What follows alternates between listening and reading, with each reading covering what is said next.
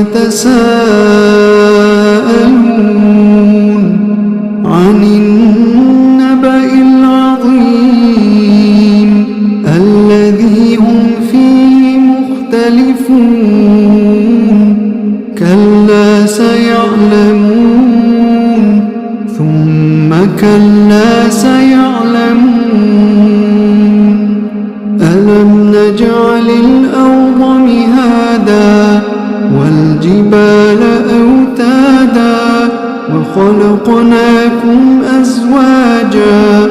وجعلنا نومكم سباتا وجعلنا الليل لباسا وجعلنا النهار معاشا وبنينا فوقكم سبعا شدادا وجعلنا سراجا وهاجا وأنزلنا من المعصرات ماء ثجاجا لنخرج به حبا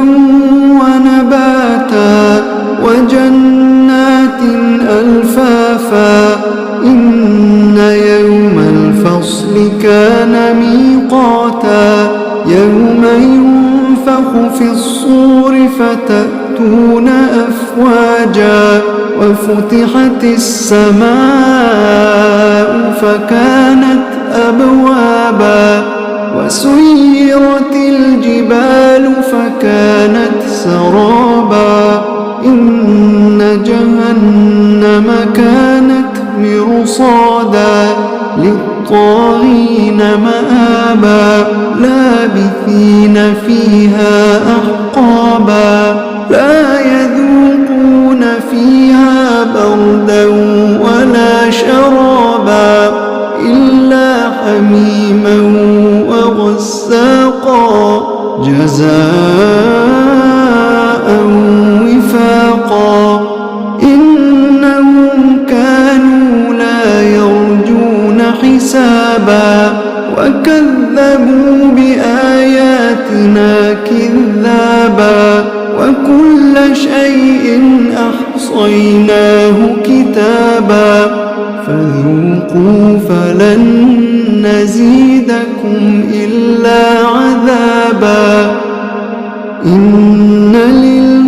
للمتقين مفازا حدائق وأعنابا وكواعب أترابا وكأسا دهاقا لا يسمعون فيها لغوا ولا كذابا جزاء من ربك عطاء حسابا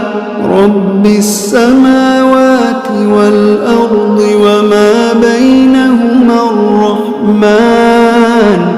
لا يملكون منه خطابا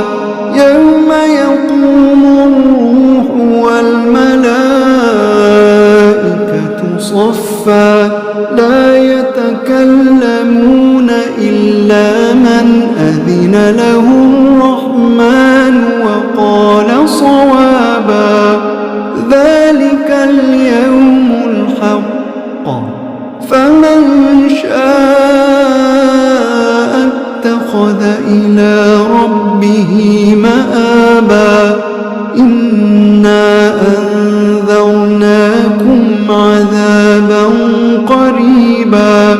يوم ينظر المرء ما قدمت يداه ويقول الكافر يا